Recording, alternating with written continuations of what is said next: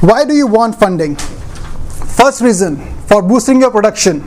Second reason, for buying another company. And third reason, to improve your cash flow. You see, when you go for funding, there are a few factors that are quite important. First of all is your timing.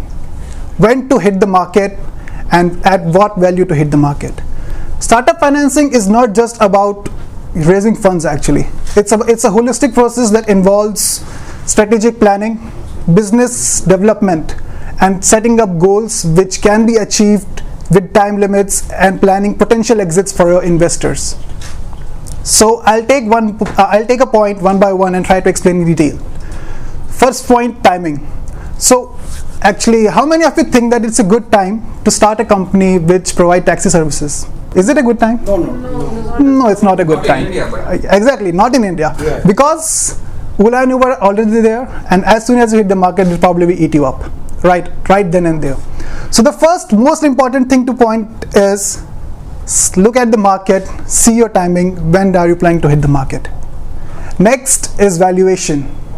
So any company which has a valuation of, let's say, 10 crores or 100 crores or 1000 crores, whatever, your equity is your wealth. Do not be in hurry to just dilute your equity for gaining some funds. I'll give you an example here.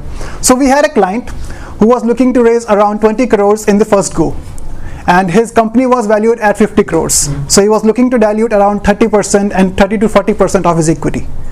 We sat with him and devised a plan to maximize his value. So what we did is, first of all, we raised around 6 crores for them, diluting 10 crores of his equity. Then we raised 15 crores debt for him, which worked around for 1 year. And then at a greater valuation of 150 crores, we raised another 10 crores for him. So in all, we diverged around 28% of his equity and gave him profit of rupees 34 crores in just one deal. So what's most important is to look at the market and when to time your entrance in the market. So actually in this funding, I have developed a model, because nobody in corporate world takes you seriously unless you have a model. So my model is called the 3 T's of funding. First is thoughtful targets.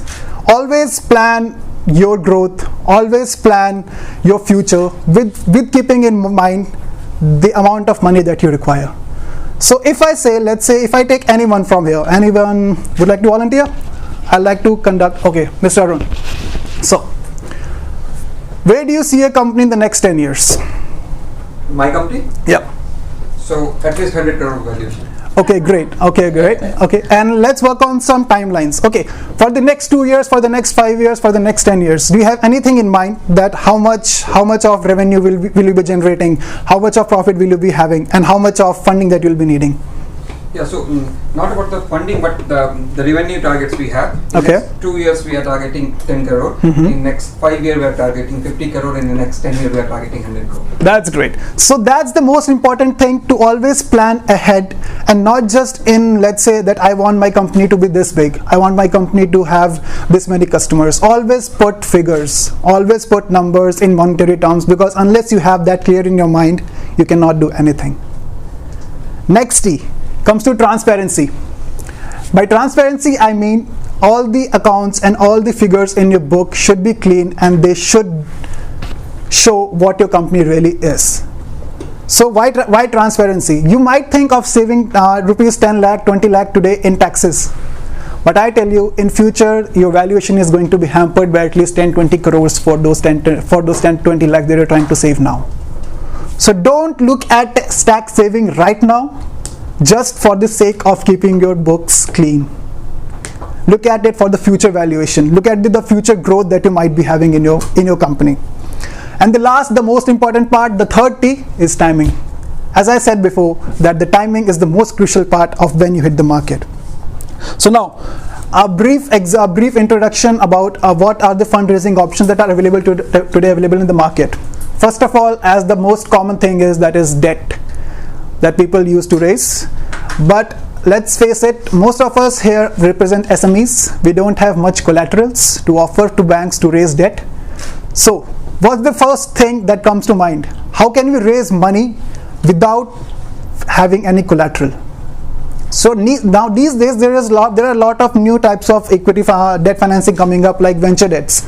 So what they do, they take the IPs, the intellectual property rights, IPRs, right, and they take a warrant in your equity to raise debt, to help you raise debt. Their coupon rate is slightly higher, but they are much better option if you don't have debt with you right now, if you don't have any collateral with you right now. Next, and the most effective option, equity. So in equity, you don't need to bootstrap. You can bootstrap to get certain valuation, and then you can sell off your equity for the funding that you need. And the third combination of both is the hybrid version, that is convertible debts.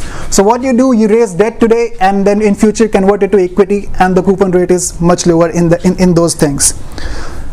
Now the most important part that I would like to talk about is incremental valuation. So what is incremental valuation? As I said, don't be in a hurry to divulge your equity right now.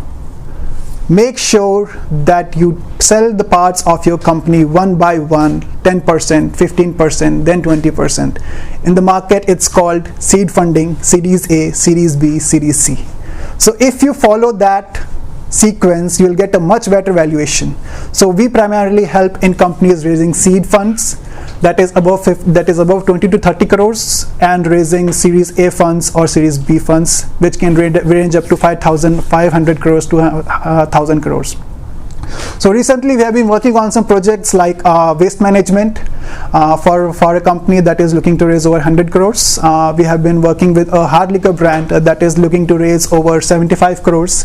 We have been working with actually it's a great project based on blockchain, and it is going to transform the retail industry of every sector, and he's looking to raise about 50 crores. So I would be open now to any questions that you might be having. Thank you. We also do have preference to raise the capital. Sorry? We also have the preference to raise the capital. Preference to raise the capital? Preference shares can also be issued. That's a type of equity only. Equity has different types: preference shares, common equity, and whatever. So, like if we want to go for crowdfunding, now crowdfunding mostly happens in this country for social entrepreneurs. Right. But for example, Tajurba has got 500 members. And we want them as an investor. So how many members can invest initially? So that's actually that's happened case to case wise. Like in India right now, crowdfunding is not that major of attraction. But actually, it depends on countries' laws and regulations if the country allows it. Because recently happened in US that a company raised around 2 billion in crowdfunding and then just disappeared.